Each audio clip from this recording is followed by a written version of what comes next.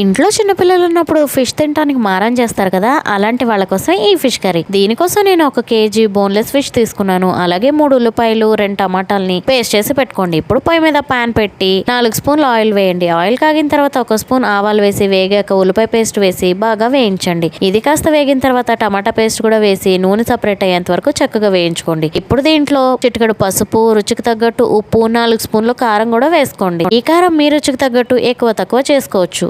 నేను 100 గ్రాముల చింతపండు నుంచి గుజ్జు తీసుకున్నాను. ఆ గుజ్జును కూడా వేసి దీంట్లో ఒక మరుగు మరగనివ్వండి. ఇలా మరుగుతున్న సమయంలోనే 1 కేజీ బోన్లెస్ ఫిష్ ముక్కల్ని కూడా దీంట్లో వేసేసి ఒకసారి బాగా కలపండి. కలపడం అంటే గరిటె పెట్టి కలపకండి, గిన్నె పట్టుకుని అటు ఇటు ఊపండి సరిపోతుంది. దీన్ని ఒక 8 నుంచి 10 నిమిషాలు సిమ్ లో ఉడికించుకుని 1 స్పూన్ మెంతిపిండి వేసి మరొకసారి కలుపుకుని ఒక 2 నిమిషాల పాటు ఉడికించి దింపుకుంటే టేస్టీ ఫిష్ కర్రీ రెడీ. ఈ బోన్లెస్ పీసెస్ కాబట్టి పిల్లలు అసలు ఫిష్ అని కనుక్కోలేరు, హ్యాపీగా తినేస్తారు. Hi friends.